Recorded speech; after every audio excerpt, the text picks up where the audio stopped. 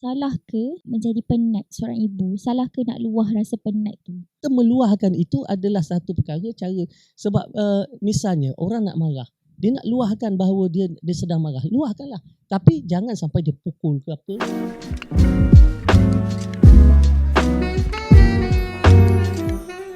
Selamat datang ke Borak Pak Edma, podcast bawah majalah Pak Edma. Hari ini kita bersama dengan pakar kita.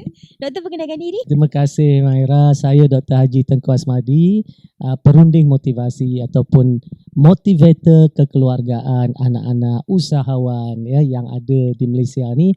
Alhamdulillah, terima kasih Maira jemput saya. Hari ini kita nak borak santai-santai je. Okey. Doktor?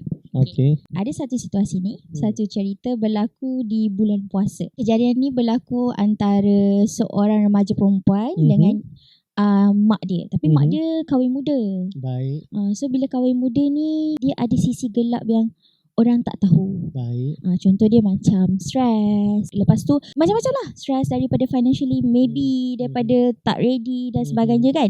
Okay, and then bila berlaku dalam bulan puasa, dia jadi macam mungkin lagi penat ke apa ke seorang ibu tu kan. Kadang-kadang benda kecil jadi besar. And then bila pentelingkahan berlaku secara besar tu, mungkin dia menjurus dan mendorong kepada benda-benda yang tak diingin lah, macam pukul ke dan sebagainya kan, doktor.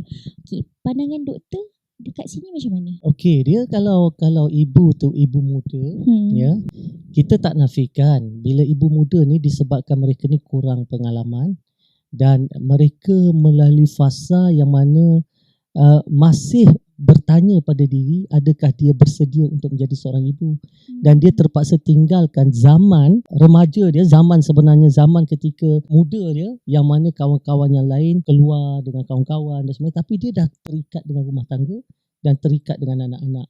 Jadi ini biasa berlaku dengan ibu muda kan. Dan apa yang dia perlu lalui ialah pertamanya sekali dia perlu sokongan daripada suami perlu berikan sokongan dan juga sokongan daripada mak dan ayah dia. Sebab tu kalau kita anak-anak kita kalau muda dah kahwin kan, maka kita sebagai ibu bapa kena sentiasa rapat, kena sentiasa mendengar, kena sentiasa membantu dan juga kena sentiasa menjadi orang yang letak sentiasa berikan bahu untuk anak tu tadi. Walaupun dia ada suami, walaupun dia ada pasangan, tapi dia perlukan support system daripada keluarga dia. Macam kadang-kadang benda yang membuatkan dia stres tu sebenarnya kecil, tapi bila tak di-cure kan, contoh tak ada solusi pun untuk hilangkan stres dia tu, dia menjadi lagi besar lah. Okay, macam bila dah kata perkara tu berlaku pada bulan puasa, kalau doktor sendiri, macam mana doktor bahagikan masa untuk membantu isteri dan spend time dengan anak waktu bulan puasa? Saya pertamanya sekali saya yang kejut anak-anak. Saya kejut anak-anak sebab minus stress. Yes, sebab anak-anak ni dia dengan mak lain, dengan ayah lain. Dengan mak, kadang-kadang mak bersuara 10 kali tak bergerak lagi. Betul.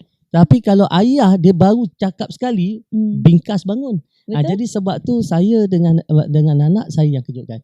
Bangun dia nak ajak dia bangun solat subuh berjemaah ke, bangun bersahur ke, bangun pagi nak pergi sekolah ke, saya yang kejutkan sebab saya tahu kalau saya kejutkan cepat dia bangun, mandi, bersiap dan sebagainya.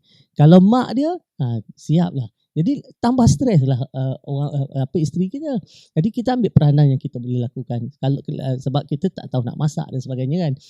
Tetapi kadang-kadang kita pun kena faham juga, misalnya isteri ni bulan puasa, dia pun kadang-kadang penat dan dia juga perlukan masa rehat. Jadi sebagai suami apa boleh kita buat? Kita boleh beli makanan awal hanya untuk tunggu dipanaskan. Jadi kita kata kat dia yang sahur besok tak payah bangun awal sangat.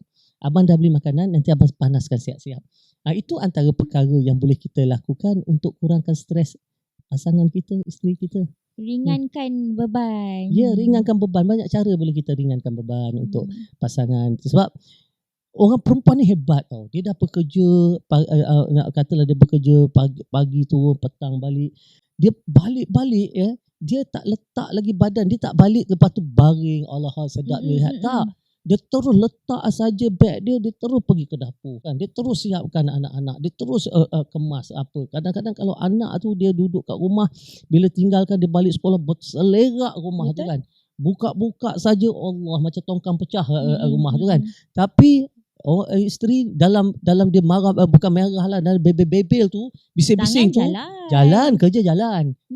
Dia bukannya bising kerja sambil tangan bergerak tu mulut dia kan. Saya kadang-kadang orang tanya saya macam mana nak buat kalau isteri buat macam tu. Saya kata anggaplah dia bercakap tu cara dia meluahkan untuk dia healing. Betul, setuju. Kan? Jadi bila kita ambil dari sudut itu cara dia nak healing diri dia, kita tak ada masalah kan. Jangan kita pula bila pasangan kita stres, kita 2 kali ganda pula stres. Jangan macam tu. Tapi kadang-kadang kata-kata isteri tu pedih sangat. Sakit untuk ditelan. Betul. So sebelum kena bebel tu, kita dah kena tahulah responsibility kita. Betul tak? Betul. Okay. Sebab tu saya selalu pesan pada anak-anak kan, cuba untuk elakkan daripada mak berbunyi, ayah berbunyi. Cuba lakukan sesuatu untuk kita elakkan, kurangkan. Dan alhamdulillah lah bila kita selalu pesan, anak ni nak kena selalu dipesan. Kita pesan sekali tak jalan, pesan 2 kali. Tapi bila kita pesan dia macam kita tengok iklan lah. Iklan kita tengok sekali lalu je. 10 kali tengok baru kita termasuk dalam kepala kita. Begitulah juga dengan anak-anak. Kalau macam doktor sendiri, doktor dah macam pesan dekat anak tu daripada usia berapa? Pesan bila dia dah mula faham. Umur 2-3 tahun saya dah pesan. Contoh misalnya anak saya yang umur 1.5 tahun sekarang ni. Kan kadang-kadang dia suka nak ambil itu, ambil ini. Kadang-kadang bila saya sedang Zoom meeting misalnya, dia datang-datang dia nak ambil benda-benda yang atas meja tu. Kan? Kita tak boleh kata macam ni. Jangan. Itu jangan tu negatif. Kita kata apa?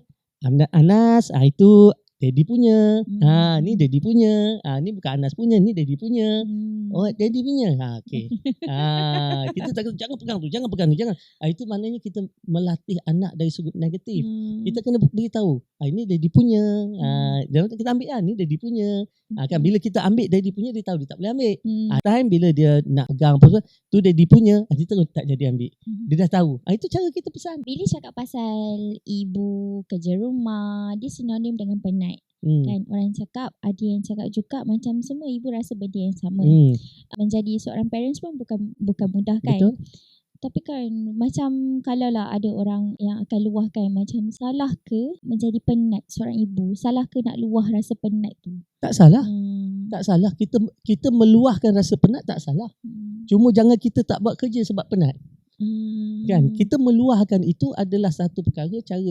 Sebab misalnya orang nak marah, dia nak luahkan bahawa dia sedang marah, luahkanlah. Tapi jangan sampai dia pukul ke apa. Tindakan itu mesti tidak melakukan tindakan-tindakan yang negatif. Meluahkan itu biarkan, sebab dia nak rasa lapang dada dia dengan meluahkan. Begitu juga kadang-kadang isteri bila dia meluahkan yang dia ni rasa penat, tak jadi masalah. Sebab bila dia luah rasa penat, dia minta orang yang ada di sekeliling, suami dia ke, anak-anak dia ke, faham. Satu kena faham untuk suami tahu. Untuk anak-anak tahu, faham satu. Yang kedua, selain daripada faham, menghargai. Kan mak penat ni balik masak, hargai makan yang mak masak tu. Oh, ini satu lagi. Biasanya kalau mak masak, anak tu pergi masak Maggi. Makan pula benda lain. Rasa kan mak yang masak tu. Sebab tu, itu sebabnya kalau kita mak masak, jamah, jangan tak jamah. Nak makan Maggi selepas tu makanlah. Nak makan apa pun makanlah. Nak makan apa ni, mi segera kan, makanlah. Tapi hargai dulu penat lelah mak masak tu. Sentuh dulu makanan tu walaupun sedikit. Betul. Dan yang paling penting, ucapan terima kasih. Kita kadang-kadang, kita bila mak dah sediakan makan minum ni, kata bulan puasa, siapkan makan minum, jual dah buka puasa, dah siap apa semua kan. Kita terus duduk, doa, makan. Kita tak sebut pun, mak terima kasih masak. Kan. Kita cuba tukar kan. Kita suami kata, yang terima kasih masak. Anak-anak kata, terima kasih mak masak. Kan? Itulah maknanya penat itu akan berkurangan rasanya bila dihargai. Belum terlambat kan kalau kita nak mengamalkan. Mungkin waktu kecil kita tak diajar. Tapi bila kita dah besar sikit, kita tahu yang cara untuk appreciate mak tu dengan percakapan. Tapi belum terlambat kan untuk tak pernah terlambat. Malah kalau kita lakukan sesuatu yang tak pernah kita lakukan, itu lagi terasa besarnya impaknya kepada orang itu, kepada isteri dan juga kepada ibu tu tadi. Tak mungkin, bukannya kita tak nak buat, tetapi kita tak pernah dipesan. Betul. Tak kan? Kita tak pernah dinasihat untuk buat. Jadi bila kita tak pernah dipesan, kita ambil segala benda tu seadanya. Take things for granted. Maknanya kita kata tak apalah, tak pernah buat, tak payah buat lah. Tapi cuba kita buat sekali. Dan kita tengok perbezaan kesannya kepada ibu ataupun kepada isteri itu tadi. Oh, dah lain dia punya seronok dia. Kalau tak percaya, cuba dekat rumah. Start from now. Betul. Okay, macam doktor, kita berada di dua generasi yang berbeza. Tapi doktor dapat tengok, saya mungkin tak dapat tengok generasi doktor kan, tapi doktor dapat tengok generasi saya.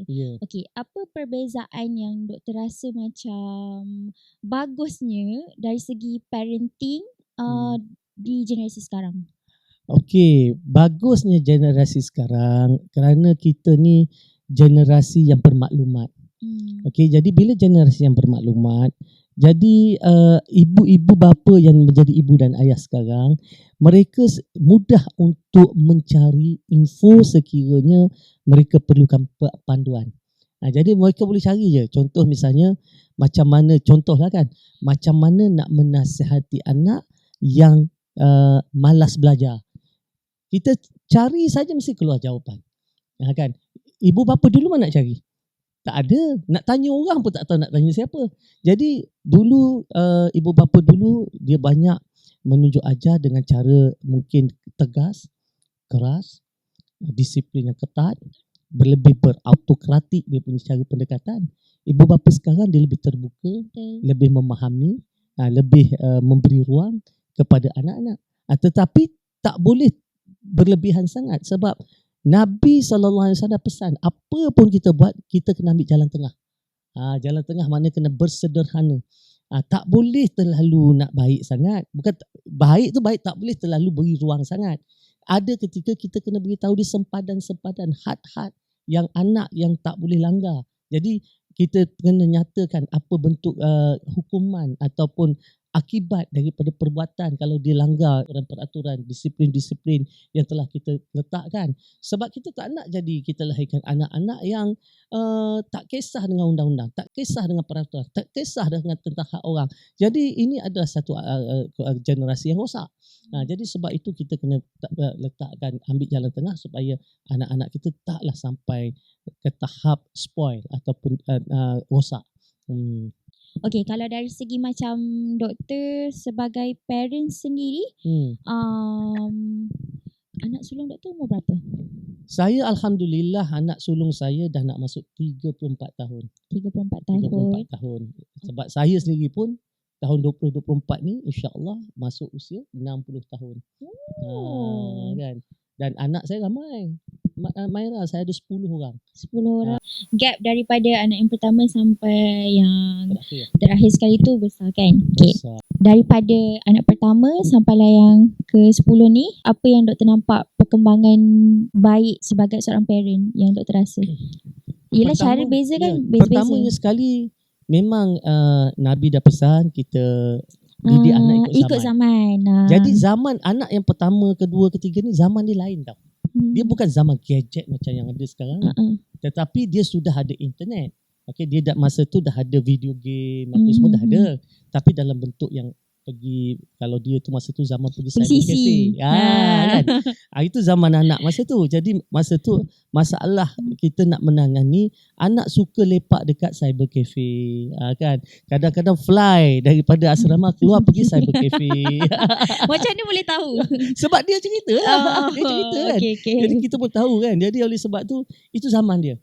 Tapi anak yang kemudian ni dia lain. Kecil-kecil pun tak perlu cyber cafe pun. Semua maklumat yang dia nak semua ada di tangan. Kan? Ada tabletnya, ada telefonnya, semua maklumat ada di tangan. Jadi kita anak-anak sekarang dah berbeza. Malah anak-anak sekarang adalah anak AI, anak ChatGPT.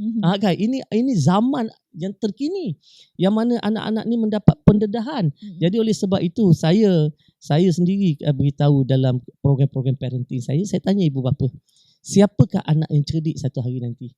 Kan? Adakah anak yang cerdik itu anak yang banyak menghafal, anak yang banyak fakta? Saya kata tidak. Sebab fakta semua ada di hujung jari. Anak yang cerdik satu hari nanti adalah anak yang tahu menyoal dan juga mencari info-info yang dia nak dengan pantas. Kan? Sebab info dalam dunia internet media ni, dia hanya tahu apa yang kita soal. Contoh kalau macam ChatGPT tu, prompt yang mana apa yang kita soal itu yang dibagi. Kan? Jadi anak yang cerdik satu hari nanti adalah anak yang tahu apa yang dia nak cari, apa yang dia soal, dia akan dapat jawapan yang tepat dan pantas. Jadi itu anak yang cerdik. Jadi sebab itu anak-anak kita satu hari nanti dia mesti ada skill menyoal. Itu satu. Yang kedua, anak yang cerdik satu hari nanti adalah anak yang bijak filter, menyaring maklumat. Sebab maklumat datang begitu dahsyat, mana satu yang betul, mana satu yang salah. Mana satu maklumat yang merupakan propaganda sahaja ataupun persepsi sahaja, membina persepsi. Jadi kita kena latih anak-anak ni yang cerdik, dia tahu kan, dia tengok orang pun dia tahu ini auta je semua ni. Maknanya tu anak yang cerdik. Anak yang tak cerdik nanti orang bagi maklumat dia ikut je, percaya je. Ini betul, ni bagus. Jadi berbeza dah istilah cerdik nanti satu hari nanti. Kita nak dapat anak yang dapat membezakan hak dan batil. Dapat membezakan yang betul dan yang baik. Okey. Kalau diberi ruang untuk doktor menjentik hati dan perasaan ayah, apa yang doktor nak sampaikan yang minta doktor nak diorang lakukan untuk anak-anak dan isteri? Baik, berikan lebih masa. Berikan lebih masa. Sebab pada isteri, pada keluarga, pada anak-anak, tanda kita sayang mereka adalah kita berikan masa banyak kepada mereka. Saya kalau tengok waktu saya muda dulu, saya sangat sibuk. Saya kurang masa dengan keluarga. Sana lagi, sini lagi, sana program, sini program. Tetapi bila ke usia dah masuk nak 60 apa semua ni, saya dapati bahawa saya perlu berikan masa. Jadi oleh sebab itu bila saya berikan masa lebih kepada anak-anak, bukan sekarang lah, sebenarnya dah lama dah, 10 tahun lepas saya dah mula fokus kepada berikan masa, saya dapat lihat bahawa anak-anak itu lebih berkualiti, akhlak dia lebih baik, kan? Jadi dia lebih ke depan banyak perkara lah. Jadi oleh sebab itu berikan masa. Malah kajian telah dibuat di Amerika, dia tengok apakah rahsia anak-anak yang cemerlang dalam pelajaran.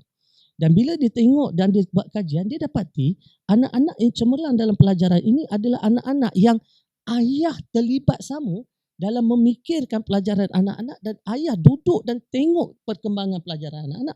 Ayah berikan masa untuk anak-anak. Itu antara bezanya anak-anak yang cemerlang dalam akademik dengan anak-anak yang tidak. Okey.